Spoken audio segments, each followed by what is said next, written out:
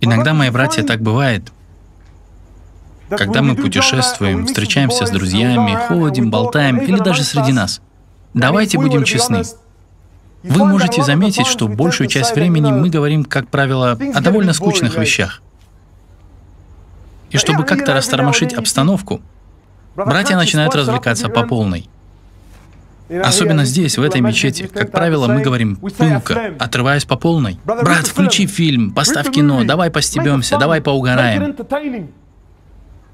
И даже сейчас вы обнаружите, что это достигло такого уровня, что даже когда мы слушаем напоминания или слушаем CD, если там не будет нашидов на заднем фоне, вы даже не можете слушать это. Это просто уже не цепляет, так? Не так ли? То есть это уже стало своего рода развлечением. Давай оторвемся, брат, давай постебемся. Как в фильмах. Накинь драматический звуковой задний фон и попробуй очаровать меня настолько, насколько ты сможешь. Но вы обнаружите, братья мои, что реальность такова, что религия Аллаха Всемогущего совершенна. Она завершена. Книга, Коран. В нем не будет больше новых аятов.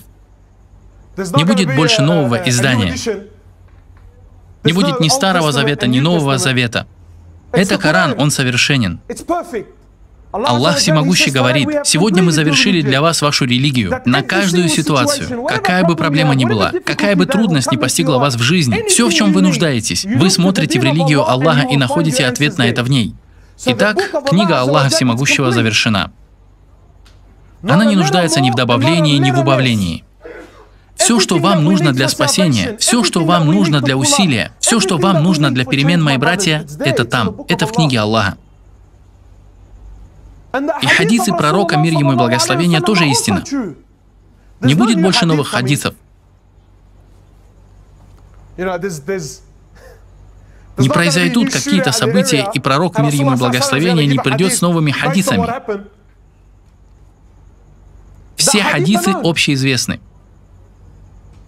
Братья мои, что я пытаюсь сказать, так это то, что эта религия и сам пророк, мир ему и благословение, повторяет это вновь и вновь. Пророк, мир ему и благословение, когда он говорил, он не пытался создать из этого эпический фильм. Его слова были короткими, его послание было ясным, и сам он был решителен. И он обращался с этим к верующим день за днем, неделю за неделей, пока истинность этих слов не входила в сердца верующих. Мои братья, вы можете заметить, что каждый практикующий верующий, который установил 5 молитв в своей жизни, вы найдете, что Аллах Всемогущий сделал их обязательными. Согласно большинству мазхабов, молитва считается неполноценной, если в ней не читается сура Аль-Фатиха. Но почему? Почему нельзя прочесть Фатиху сегодня, Ихлас завтра, послезавтра другие аяты, другие суры? Нет. Аллах Всемогущий установил суру Аль-Фатиха на каждый день. Если вы из тех, кто установил свои молитвы, 5 молитв, это считается минимумом, что каждый день и каждый из нас читает суру Аль-Фатиха 17 раз в день. Если мы говорим о чем-то однообразном, если мы говорим о чем-то скучном, говорим о чем-то неинтересном, этому есть предел. Но мы же читаем эту суру 17 раз в день, как минимум. И это без дополнительных молитв. Но вы когда-нибудь смотрели в суру Аль-Фатиха? Я спрашиваю честно, сколько из вас действительно знают смыслы суры Аль-Фатиха? Вы читаете эту суру 17 раз в день, но, по правде говоря, вы сами хоть понимаете, что вы произносите? Мы понимаем, перед кем мы стоим. Мы понимаем, кто тот, перед кем мы стоим. Эти слова я произношу. О Аллах, почему ты выбрал именно эту конкретную суру? И почему ты сделал так, чтобы ее читали 17 раз в день? Братья мои, если вы поймете Фатиху, и задумаетесь над Фатихой, ваша молитва будет на другом уровне. И вы, и я будем на другом уровне. Мы начинаем с Бисмиллахи рахмани рахим. Бисмиллах. Бисмиллахи рахмани рахим. Аллах Всемогущий говорит: во имя Аллаха, милостивого и милосердного. Из всех имен Аллаха, из всех Его атрибутов Аллах Всемогущий выделил эти два особенно. В начале, и не только в суре Аль-Фатиха, но в каждой суре Корана, кроме суры Тауба. Бисмиллахи рахмани рахим. Во имя Аллаха, братья мои. Во имя Аллаха. Когда вы становитесь перед Аллахом Всемогущим, вы говорите Бисмиллях. Вы говорите во имя Аллаха, милостивого, милосердного. Ар-Рахман, Ар-Рахим. Что означают эти имена? И о чем я должен думать в этот момент? Что должно войти в мое сердце, когда я произношу Ар-Рахман, Ар-Рахим? Рахма Аллаха. Аллах Всемогущий выбрал. Он захотел, чтобы вы начинали со слов Ар-Рахман, Ар-Рахим. Он захотел, чтобы вы признали это прежде всего остального. Но это первая сура. Это лишь первая сура Корана. Они же говорят, что книга Аллаха — это книга насилия. Что это книга терроризма. Книга порочности, несправедливости и притеснения. Однако первая же сура начинается с Бисмиллях, Бисмилляхи рахмани рахим. Во имя Аллаха милостивого и милосердного. Сколько же милосердия имеет Аллах, братья мои? Знаете, они говорят, что самая сильная связь в мире, самая сильная связь — это связь между матерью и ребенком. И не просто любая связь, но когда мать вскармливает грудью. Связь между вскармливаемым грудью ребенком и такой матерью — это самая близкая связь в мире, и нет ничего сильнее этого. На самом деле, в исследованиях, которые были сделаны совсем недавно, они говорят, что двое детей от одной и той же матери, два ребенка от одной матери. Одного из них она кормила грудью, а другого кормили с бутылки. Тот, которого кормили грудью, он имеет более сильную связь со своей матерью в течение жизни. Ваша мать, братья мои, которая любит вас больше всего на свете. Ваша мать, братья мои, которая проводила ночи, бессонные ночи. Ваша мать проводила бессонные ночи, братья мои, кормя вас грудью в 2, 3, 4, в 5 часов утра. Когда вы болели, она просыпалась судорожно, будя вашего отца, говоря ему: «Мальчик болен, девочка заболела, поехали к доктору». Знаете, у меня 3 детей. Всякий раз, когда они больны, она будет меня посреди ночи, говоря: «Вставай, поехали к доктору». К какому доктору? Ты серьезно? Сейчас 3 утра. Сделай дуа. Мухаммад, прошу, давай поедем к доктору. А я нахожусь в глубоком сне. Но посмотрите на ее сердце, мои братья. Ваша мать любит вас больше всего на свете. Ваша мать, когда вы пришли в этот мир, ваш отец и ее муж, который был... Ну, вы знаете, когда женщина впервые выходит замуж, ее муж для нее так дорог. Мой муж, я люблю его. Как только появляется первый ребенок в ее жизни, ее муж превращается из князя в грязи. Любой отец знает, в момент, когда ребенок появляется на этот свет, ты становишься ничем. Ты отходишь на задний план. Ты отходишь на задний план. Субханаллах. Я сегодня слышал от муллы Сулеймана в одном из его разговоров. Он рассказывал про это, субханаллах. Он говорит, есть 2 момента, когда женщина хвалит своего мужа. Здесь есть одинокие парни, но это правда. Спросите у любого женатого мужчины здесь, они скажут вам. Есть лишь 2 момента, когда женщина хвалит своего мужа. Первый раз, когда она хвалит его, это перед тем, как выйти замуж, когда они помолвлены. Она говорит своим друзьям: «О, ты знаешь, на ком я помолвлена? Его друзья водят такие машины. Ой, я не могу, мы скоро поженимся. Мы скоро поженимся». Мы слышали, что он не религиозен. Нет, вы что, он читает Коран каждый день. Он отправляет мне такие СМС со своей любимой сурой из Корана, с аятами, которые затрагивают его сердце. Он настолько благочестив. Пока ты не женишься на ней, бро. Затем ты становишься для нее тем, которого она вообще не воспринимает. И в другой раз, когда она восхваляет вас, братья мои, это когда ваша семья сопровождает вас на похоронах. Она говорит своему сыну: «Валлахи, твой отец был хорошим человеком, он был хорошим парнем». Это и есть те два момента, когда женщина хвалит своего мужа. Когда она следует на похоронах, она говорит своему сыну: «Твой отец был хорошим человеком». Он говорит: «До чего дошел мир? Брату нужно умереть, чтобы его жена похвалила его». Итак, ваша мать любит вас больше всего на свете, мои братья.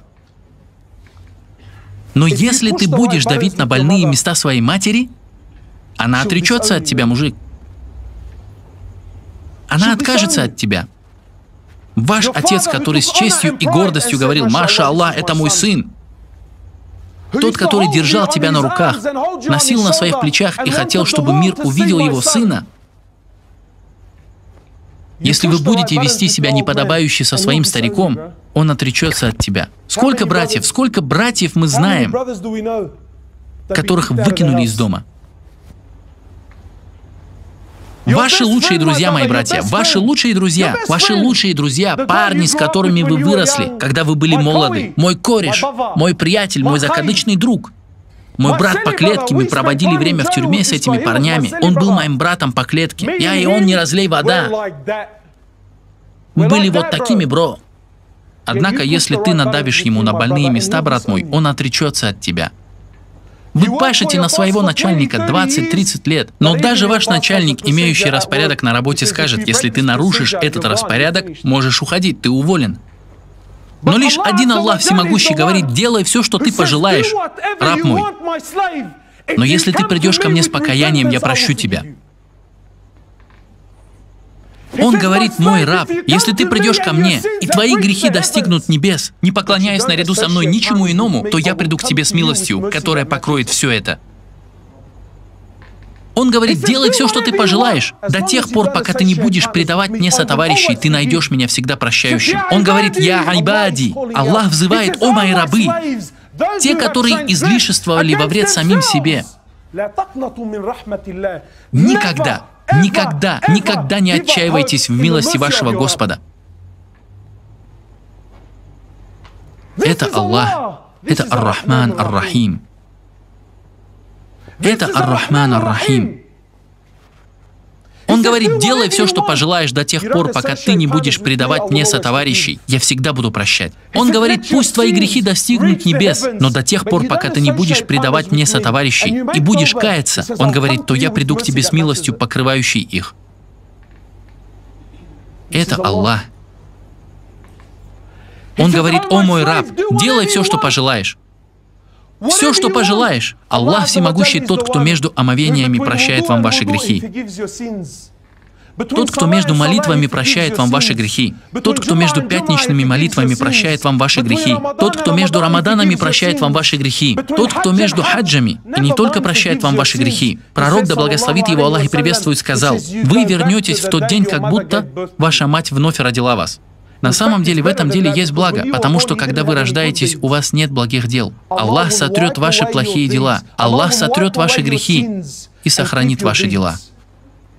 Он говорит: о мой раб, если ты приблизишься ко мне на 5, я приближусь к тебе на локоть. Он говорит: если ты направишься ко мне шагом, то я брошусь к тебе бегом. Он говорит: раб мой, если ты помянешь меня, я помяну тебя. Если ты забудешь обо мне, я все еще буду помнить тебя. Это Ар-Рахман Ар-Рахим. Итак, мы говорим: Бисмиллахи Ар-Рахмани Ар-Рахим. Альхамдулиллахи Раббил Аламин. Альхамдулиллахи Раббил Аламин. Вся хвала принадлежит Аллаху. Вся хвала принадлежит Аллаху. восхваляя все, помимо Аллаха, брат, ты впустую тратишь свое время. Он говорит: «Альхамду лилляхи раббиль алямин», Господь миров. Господь миров. Знаете, иногда, субханаллах, вы, живя тут, в Австралии, вы склонны думать, что это единственное место на Земле. Иногда вы забываете. Просто представьте, насколько огромна Австралия. Затем вам показывают какое-нибудь эпическое видео, вам демонстрируют что-то, где изображены красивые страны, которые окружают нас. И вы думаете: Аллаху Акбар, насколько же огромна эта земля, насколько же огромен этот мир.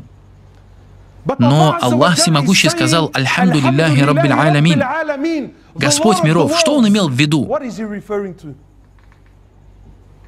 Знаете, говорят, что Солнце — это маленькая звезда. Солнце — это маленькая звезда в нашей галактике. Она одна из маленьких звезд нашей галактики, а наша галактика — одна из миллионов. Вы слышали такое? Одна из миллионов. Это Солнце в миллионы раз больше Земли. И оно считается маленькой звездой. Они говорят, что если дать 1 секунду, если 1 секунда будет дана, чтобы назвать каждую звезду только в нашей галактике, не в других, просто в нашей галактике, они говорят, вам понадобится 600 триллионов лет, и вы не сможете назвать их все. И это лишь в нашей галактике, а наша галактика одна из миллионов и миллионов других. И это всего лишь первые небеса. Это всего лишь первое небо. Он, да благословит его Аллах и приветствует, сказал: «Мы слышали это много раз, братья мои, но где же наши сердца? Где наши сердца, когда мы стоим перед Тобой, о Аллах, и говорим Альхамду лиллях, что вся хвала принадлежит Аллаху? Альхамду лилляхи раббиль алямин, Господу миров». Он, да благословит его Аллах и приветствует, сказал: «Разница между первым и вторым небом подобна кольцу, брошенному в бесконечной пустыне». Кольцо в пустыне. Вы понимаете, что это значит? Их как будто не существует.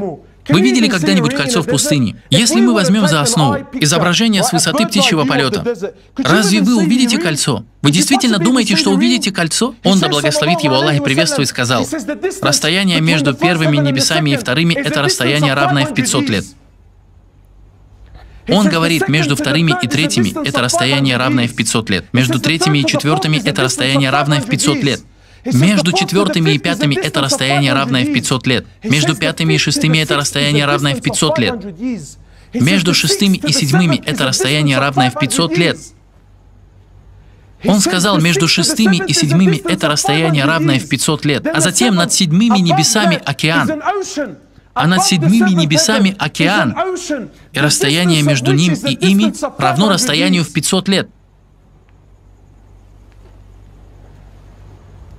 А затем трон Аллаха. Он сказал, все эти 7 небес перед троном Аллаха подобны кольцу, брошенному в бесконечной пустыне. Он сказал, а затем трон Аллаха Всемогущего. Он, да благословит его Аллах и приветствует, сказал в хадисе, он сидел со своими сподвижниками и обратился к ним: «Знаете, я слышу то, чего не слышите вы. Я вижу то, чего вы не видите». Он сказал, воистину небеса скрипят. Он сказал, воистину, мои братья, небеса скрипят, и у них есть право на то, чтобы скрипеть.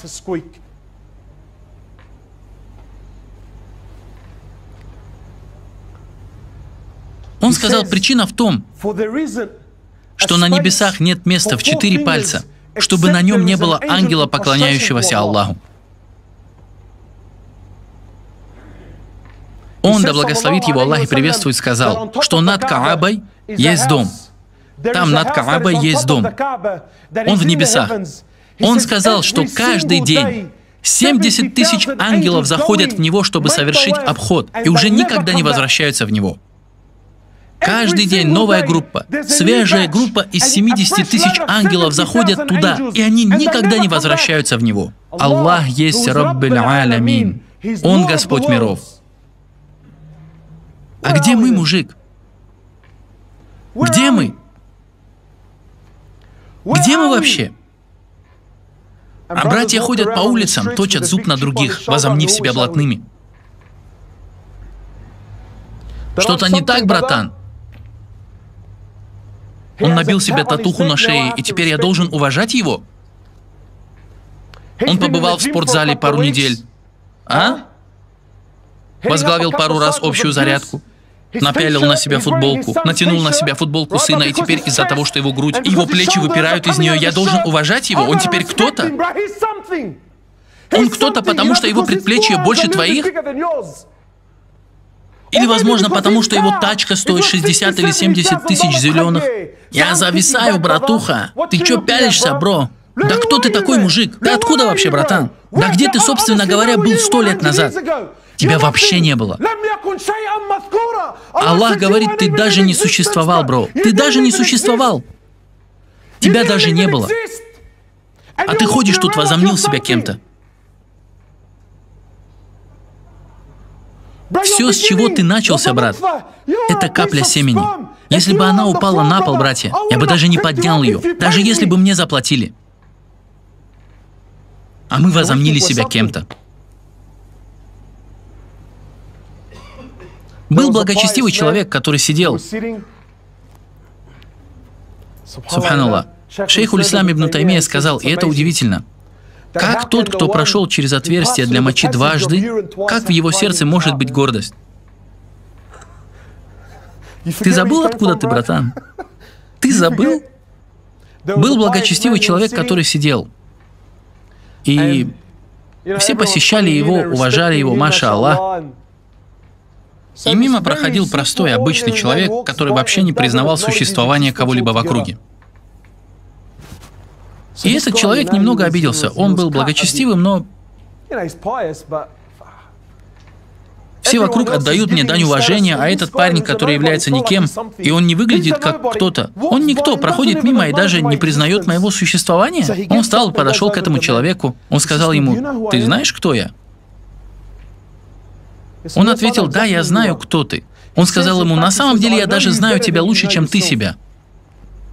Мужчина возмутился. Что ты имеешь в виду? Что ты знаешь меня лучше, чем я сам себя? Он сказал ему, твое начало было капля семени, а твой конец — это мертвый труп. А в промежутке между этим ты сосуд, который носит в себе мочу и фекалии. А кто ты? Кто ты? В сравнении с Господом миров. Итак, мы говорим «Хвала Аллаху, Господу миров». Затем Аллах хочет напомнить вам вновь. И когда мы слышим разговоры, «Ой, сколько раз мы слышали этот разговор!» Знаете, как шейх Умар, «Дунья, дунья, дунья, молитва, мечеть, молитва, мечеть». Но напоминайте, ибо напоминание приносит пользу верующим. Не обучайте, я не обучаю вас. Я не говорю вам о чем-то, чего вы не знаете. Я напоминаю вам о том, что вы уже знаете. Итак, Аллах Пречистом Всевышний хочет напомнить вам вновь, просто на всякий случай. На всякий случай, не дай Бог, в первых двух аятах вашей Фатихи вы забудете, кто такой Аллах Всемогущий. И поэтому Аллах Пречистом Всевышний напоминает вам вновь. Он говорит, милостивому и милосердному. Во имя Аллаха Милостивого и Милосердного, хвала Аллаху Господу миров, милостивому и милосердному. Он достойный поклонения. Он сказал царю судного дня. Он сказал царю судного дня. О, мои братья. Он сказал, что он царь того дня, дня воскрешения. Царь. Царь дня, когда мир будет находиться в неистовстве. Он царь дня, в котором даже пророки, посланники и шахиды будут напуганы.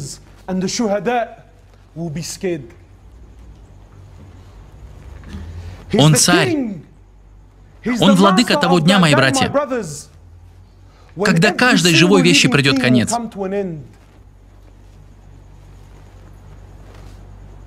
Когда Аллах Всемогущий призовет в тот день, И каждый человек на этой планете погибнет. Погибнет каждый джин. Погибнет каждое животное. И птицы на небе попадают на землю. День, когда все будет уничтожено. День, когда даже ангелы погибнут. Представьте себе этот день, мои братья. Представьте этот день. Мы живем каждый день, валлахи, без страха. Нет страха перед этим днем. Однажды Джибриль, мир ему, снизошел к Мухаммаду, мир ему и благословение. Он сказал ему: «О Мухаммад,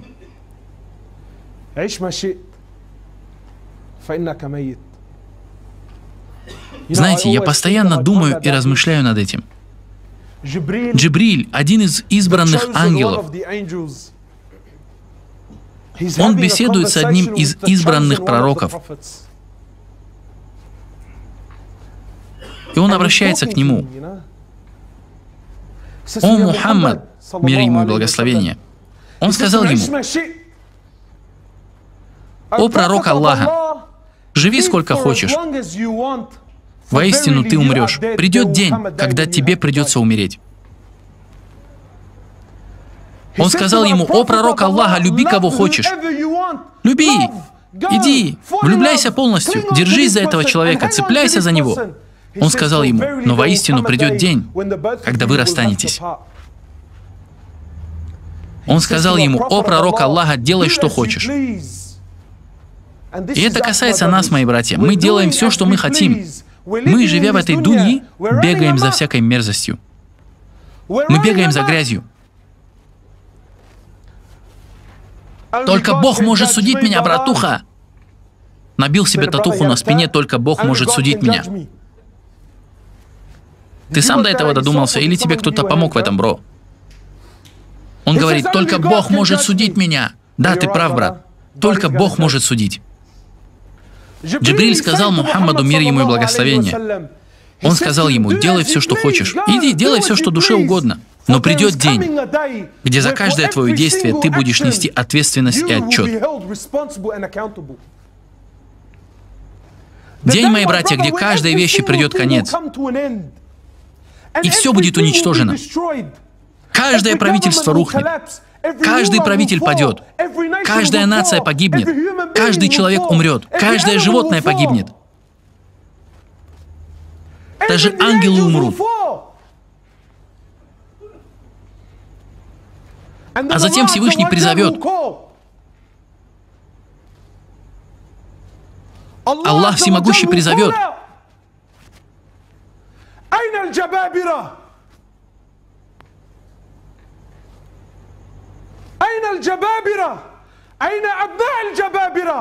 где эти тираны? Где эти тираны? Где сыновья этих тиранов?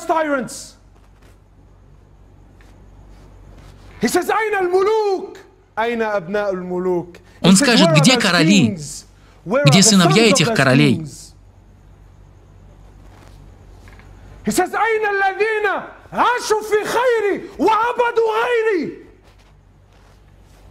Где те, которые наслаждались моими щедротами? Они жили тем, что я им даровал. Это я им давал. Я давал им это. И они поклонялись другим помимо меня. Где они? Где они? Он скажет: кто царь этого дня?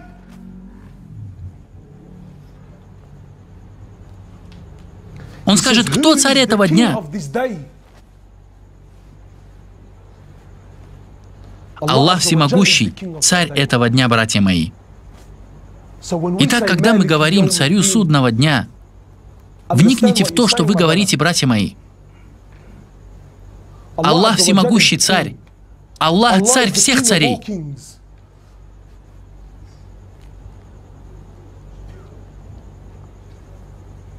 Он сказал: тебе одному мы поклоняемся, и тебя одного мы просим о помощи. Тебе одному мы поклоняемся, и тебя одного мы молим о помощи. Субханаллах. Я сидел однажды с шейхом Умаром после полуденной молитвы. Я спросил у него: шейх, что ты думаешь об этом? Он сказал мне: знаешь, обычно объект упоминается в конце. Аллах сказал, Аллах Пречистый Всевышний сказал: тебе одному мы поклоняемся. То есть Аллаху, и яко, тебе Аллаху одному, это Аллаху, которому мы поклоняемся. Он сказал: обычно мы упоминаем объект в конце. Мы, например, говорим: я иду к машине. Вы же не говорите: машина, я иду к тебе. Так? Вы говорите: я иду к машине. Но Аллах Всемогущий сказал: это я, кому вы поклоняетесь. О Аллах, это ты, кому мы поклоняемся, и тебе одному мы поклоняемся.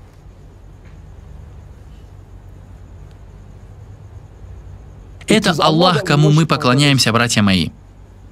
Аллаху и Аллаху единственному.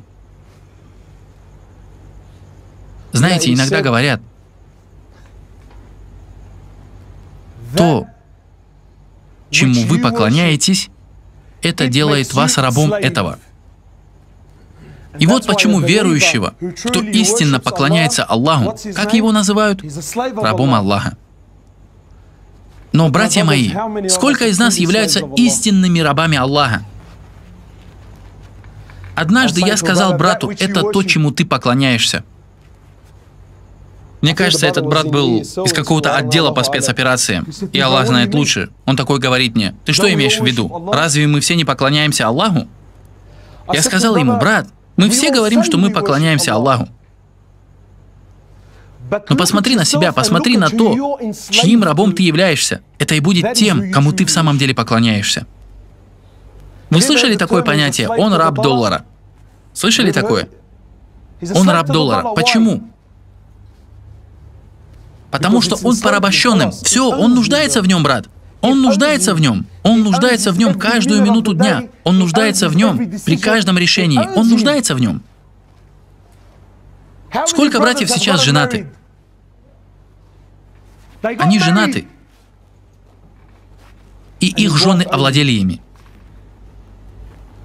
Они стали рабами своих жен. Они стали рабами своих жен.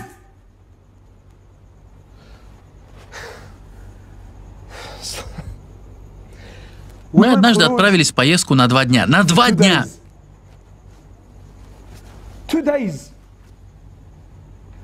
И с нами был брат, который не мог вылезти из телефона, отправляя смс-ки своей жене в течение ночи. Он говорит мне: брат, она же расстраивается. Ты что, серьезно, брат? Неужели мы дошли до такого уровня, что ты даже не можешь оставить свою жену на 2 дня? На 2 дня? Братья мои, мы были в Саудии, мы отправились в хадж. Мы отправились в хадж. Клянусь Аллахом, валлаху аль-азим. Вы знаете, какая самая большая проблема была в хадже? И неважно, примет ли Аллах мой хадж. Брат, скажи мне, что мне нужно будет делать в день Арафата? Ну, брат, скажи мне, где я могу найти здесь Wi-Fi? Они ходили кругами, как зомби. Брат, где я могу найти Wi-Fi в Саудии? В хадже, в путешествии, которое, возможно, будет единственным в жизни. Брат, я не разговаривал с женой уже 2 дня. Валлахи, она прибьет меня. То, чему ты поклоняешься, это сделает тебя его рабом, мужик. Он сказал: тебе одному мы поклоняемся, и тебя одного молим о помощи. О Аллах, это ты, у кого мы ищем помощь. У тебя мы ищем помощи, и больше ни у кого. Пророк, мир ему и благословение, сказал маленькому Абдулле: уже время ночного намаза, да? Да? Нет еще. Пророк, мир ему и благословение, маленький Абдулла, да будет доволен им Аллах, сидел позади него. Он обернулся к нему. Он сказал ему: «О, сынок, позволь мне обучить тебя словам». Маленькому мальчику. Он сказал ему: «О, сынок, позволь мне обучить тебя словам». Иногда, знаете, когда брат только приходит в религию, да, расслабься, брат. Будь спокоен, бро. Давай не будем напрягать парня. Вам надо полегче там с ним. Посмотрите на слова пророка, мир ему и благословения, заговорившего с маленьким мальчиком. Он сказал ему: «О, сынок, если просишь, проси у Аллаха». И он сказал ему: «Если ты ищешь помощи, то будь уверен, что ты найдешь эту помощь лишь у Аллаха Всемогущего. Тебе одному мы поклоняемся, и Тебя одного молим о помощи». Тебе одному мы поклоняемся, братья, Тебе одному мы поклоняемся, и Тебя одного молим о помощи. О Аллах, это Ты единственный, кому мы поклоняемся. Ты, о Аллах, Ты. О Аллах, мое сердце плачет по Тебе. Мое сердце наслаждается Тобой. Мое сердце смиряется перед Тобой. Мое сердце плачет по Тебе. По Тебе и Тебе одному, о Аллах.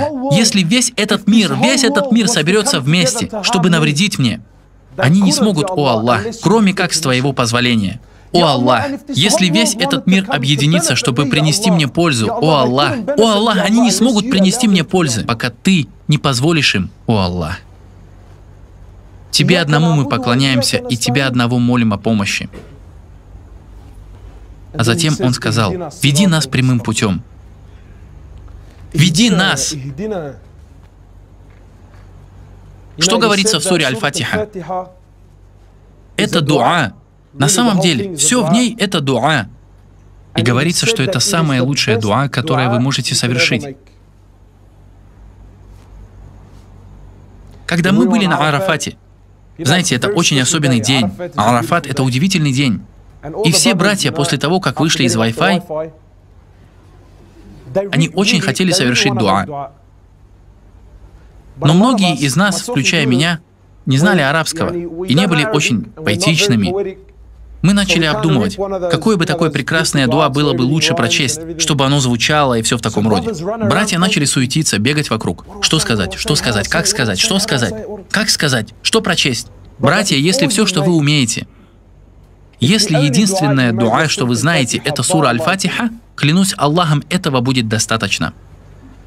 Он говорит: «Тебе одному мы поклоняемся, и Тебя одного молим о помощи». О Аллах, Ты единственный, кому мы поклоняемся. Так? Извините. Он говорит: «Веди нас прямым путем». Веди нас прямым путем, о Аллах. Веди. Кого? Кого? Он говорит: «Веди нас прямым путем». Не веди меня и моего шейха. Не веди меня и мою жену. Не веди меня и моих детей. Не просто меня и мой джамаат. Не меня и мой мазхаб.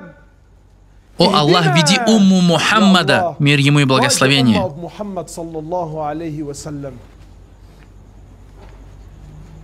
Неужели мы действительно не думаем? Это умма. Мы не отдельные личности. Мы не отдельные личности, мы умма. Мы едины. Мы последователи Мухаммада, мир ему и благословение. Мы не последователи мечетей. Мы не последователи шейхов. Мы не последователи мазхабов. Мы последователи Мухаммада. Мы последователи Аллаха. Куда исчезло это качество? Куда? Куда делось это качество? Куда пропало это беспокойство за умму Мухаммада? Куда оно пропало? Сегодня я так офанател своим шейхом, что думаю, что он единственный на этом свете. Я и мой джамаат, братан, лишь мы на истине. Только мы понимаем религию. Я и мой мазхаб, братан. Что происходит, мужик? Куда подевалась эта любовь к умме? Куда? Вы знаете, люди постоянно говорят о единстве. Мы говорим о единстве. А что такое единство? Что? Братья, позвольте мне сказать вам кое-что, честно, и прошу, пусть ваши сердца это услышат. Если ты думаешь, что единство — это когда все молятся в одной мечети, следуют за одним мазхабом, молятся позади одного шейха, где все, схватившись за руки, поют в конце «Кумбая», а все остальное наверстается, то нет, единство уммы — это когда я люблю своего брата независимо от того, к какому шейху он следует, независимо от того, к какому мазхабу он следует, независимо от того, каким вычислениям или наблюдениями за Луной он следует. Меня это не заботит. Я люблю его из-за свидетельства «нет Бога, кроме Аллаха» в его сердце. И эта связь делает нас братьями по жизни. И я плачу по нему. У меня болит сердце из-за него. Я молюсь за него. Веди нас. Аллах, наставь нас. Наставь нас. Наставь умму Мухаммада. Верни нас назад. Верни нас назад. Сегодня мы так погружены в наши различия. Братья, неужели вы забыли о миллионе других вещей, которые нас объединяют? Вы что, серьезно забыли об этом? Мы настолько увлечены этими тривиальными вещами.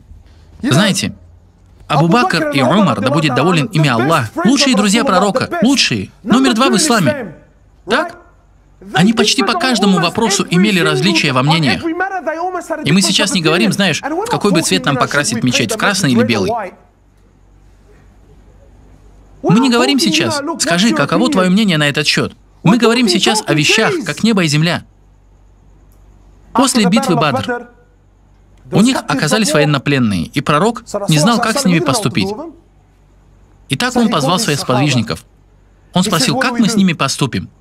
Каждый высказал свое мнение. Затем он обратился к своему любимому другу, Абу Бакру. Он сказал Абу Бакру: «Абу Бакр, как ты думаешь, что мы должны сделать с военнопленными?» Он сказал ему: «О пророк Аллаха, я думаю, что мы должны поступить с ними вот так. Ислам — это новая религия, ислам слаб, ислам свеж. Эти люди, мы знаем их семьи, они наши родственники. Как насчет того, чтобы потребовать выкупа за них? Мы продадим их обратно людям Мекки и используем эти деньги, чтобы укрепить ислам и укрепить армию». Хорошее мнение, не так ли?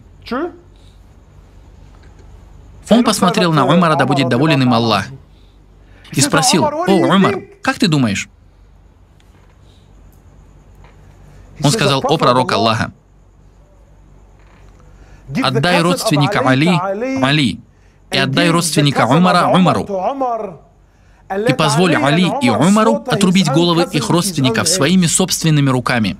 И пусть узнает об этом весь мир, и пусть узнают об этом люди Мекки. И пусть будет известно Аллаху, что ничто и никто не может встать между нами и Аллахом».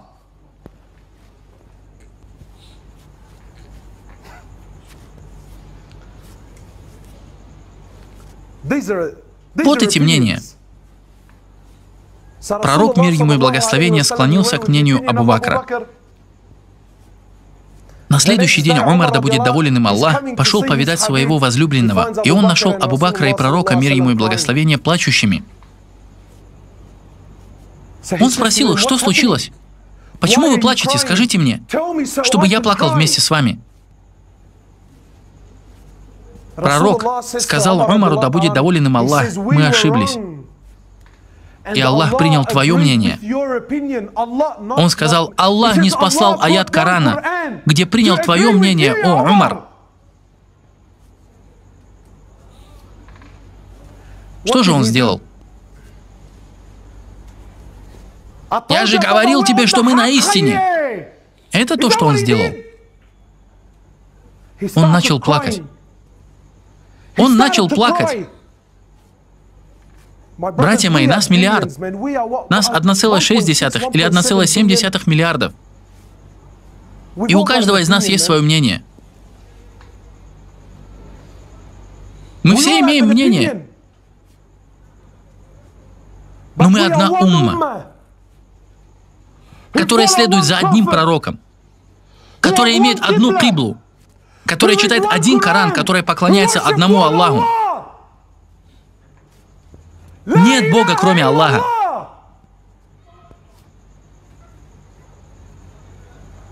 Он сказал: «Веди нас прямым путем. О Аллах, наставь нас на прямой путь. О Аллах, наставь нас». Затем он сказал: путем тех, кого ты облагодетельствовал. Он сказал: путем тех, кого ты облагодетельствовал. О Аллах, мы просим Тебя наставить нас на прямой путь. О Аллах! На какой путь? О Аллах! На путь, что Ты избрал для тех, кем Ты доволен. На путь, что Ты избрал для тех, кого Ты облагодетельствовал. «Лазина ан'амта алейхим» — тех, кому Ты даровал свою милость и щедрость. О Аллах, это путь, о котором мы просим. Это путь, о котором мы просим, братья мои.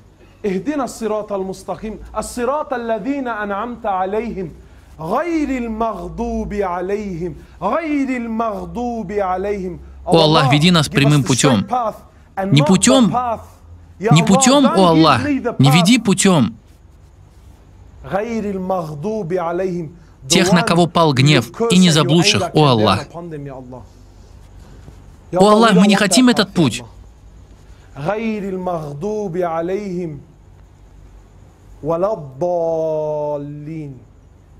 Аллах, не веди нас путем тех, кто сбился, о Аллах.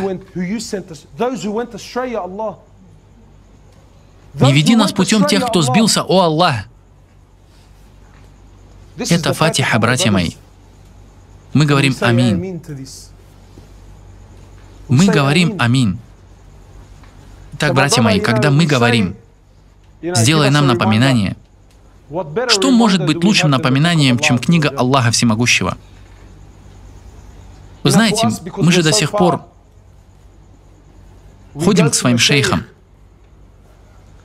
ходим к вдохновляющим проповедникам и накидываем на их лекции нашиды на задний фон. Почему? Чтобы мое сердце вздрогнуло.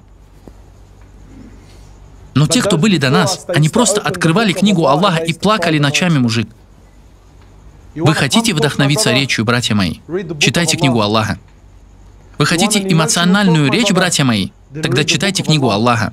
Вы хотите руководство в своей жизни, братья мои? Тогда читайте книгу Аллаха. Вы хотите счастья, братья мои? Тогда читайте книгу Аллаха. Вам нужна сила? Вы хотите вдохновиться? Тогда читайте книгу Аллаха.